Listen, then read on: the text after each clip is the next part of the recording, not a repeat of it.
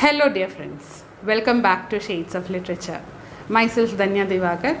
A big thanks to all out there for subscribing my channel and also for leaving your valuable comments. So let me just refresh what I did in my last lecture. My last lecture was on pastoral in literature. I explained three major literary concepts in that lecture, and those literary concepts are pastoral elegy, pastoral epic, and Edenic pastoral. So that was all about what I did in my last lecture. Today I'll be doing a new trope, and this trope is very much related to ecocriticism. Let's see what it is. Nature. Nature is an amazing and spectacular thing which God has given to us to enjoy, and we are supposed to use it wisely.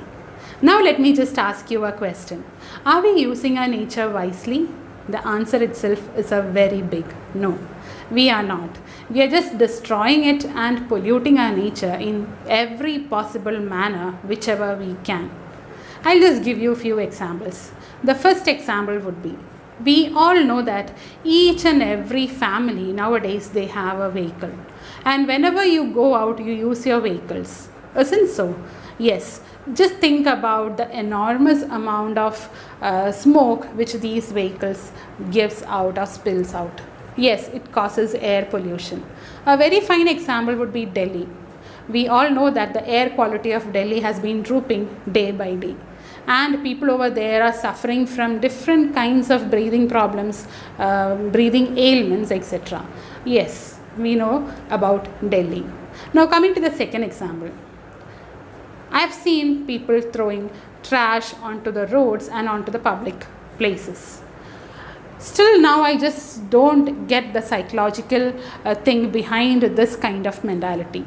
Why are we doing so? Do we just throw a banana skin randomly at our home, just there on the floor? We never do that, right? Because it's our home. Yes, that's the reason.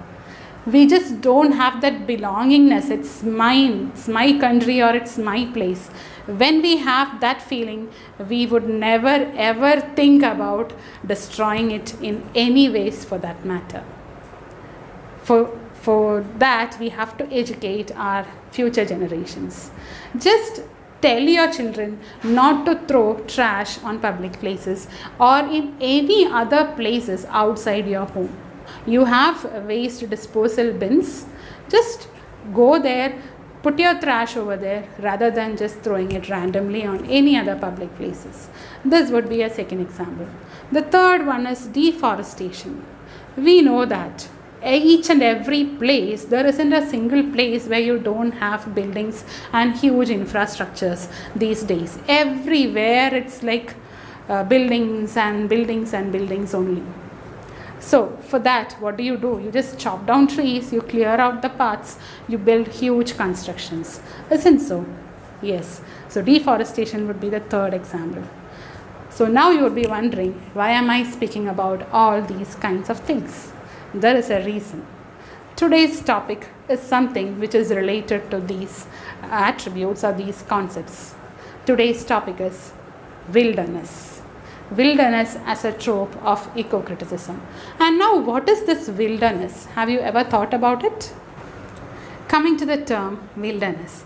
Wilderness is the natural environment which exists around us on earth, and it's not disturbed by any kind of human activities.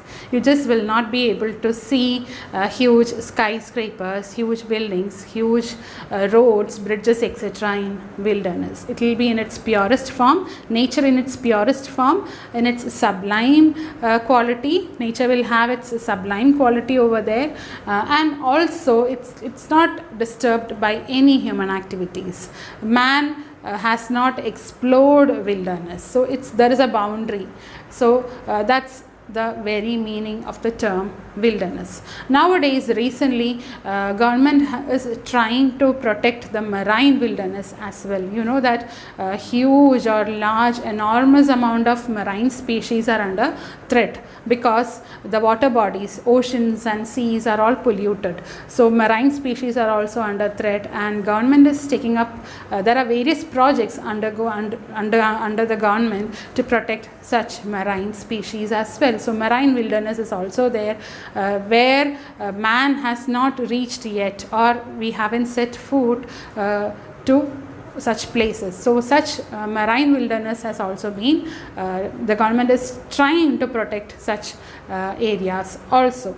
So this is the meaning of the term wilderness. Now wilderness has two different beliefs. The first belief, or the first connotation regarding the trope of wilderness would be nature in its sublime form, nature in its purest, peaceful form. So this will be the first connotation to the trope of wilderness. Coming to the second connotation, nature is portrayed as wild and savage. The term wilderness is very much related to this. The origin of the term wilderness was from an old English word meaning wild and savage. So nature itself is portrayed as wild and savage in the second connotation of the trope wilderness. For example, something like beastly activities happening, or evil spirits, magical things happening. So all these things are related to the second connotation of the trope wilderness. Now the next question would be, is there a true wilderness, or does a true wilderness exist even now? The answer is a very big no. We just don't have such kinds of places still. Maybe very few places will be there, not much. So we just don't know where, everywhere human activity is there. Even if you just take the whole globe, everywhere human activity is there, and such true wilderness will be very rare in nowadays. So that's also there. Wilderness is also defined as the other, where no human has set his foot. In Western thinking, wilderness is considered as sublime, and silence is also related with this. Now coming to literature, how can you relate wilderness and literature? We know that there are various literary genres or various literary things which has wilderness in it. I'll give you two examples. Chitra Banerjee Divakaruni's The Forest of Enchantments. This novel has Ramayana at its backdrop, and the main protagonist of this novel is Sita. She speaks out her story in this novel. It's from the perspective of Sita that we get to know the traumas and the whatever thing she has undergone, all her traumas and her problems. We just come to know from Sita in Chitra Banerjee Divakaruni's The Forest of Enchantments. There is an instance where Sita, Ram and Lakshman, when they go into the wild forest out there for 14 years, they just reach Panchavati and they are just enjoying the beauty of that unexplored area. So that area was not explored by anybody else earlier other than the animals over there. So Sita just falls in love with that place, though she had various other problems like sleeping on the floor. She was not used to that kind of life,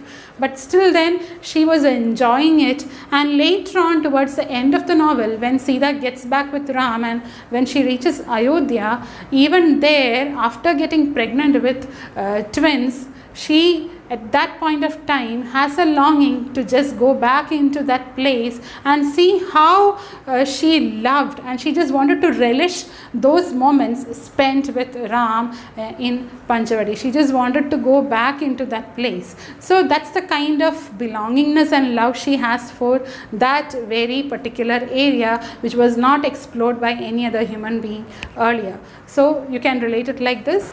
Now coming to the second interpretation of the wilderness trope. Here wilderness is portrayed as a home to beastly creatures, evil spirits, magical things, etc. So a fine and fair example for this would be J.K. Rowling's Harry Potter series. Most of us would have read the book or else would have watched movies based on the book. So there is a forest which is portrayed by Rowling in the book. The forest is named as Forbidden Forest, and it's there in the very name itself. No student can enter into the forest other than for some special classes based on wizardry and witchcraft. Only in such cases can they enter into the forest with the help of a guide. Otherwise it's like a forbidden area. It's home to various beastly creatures, evil spirits, etc. And at a point a sleepwalking curse was unleashed upon the students of the school who unwisely tried to disturb the forest vault. So when they tried to disturb the forest, many students therefore they just randomly started sleepwalking into the forest, and they just ended up in grave problems. Few got injured and few got killed as well. So it's a home to beastly creatures.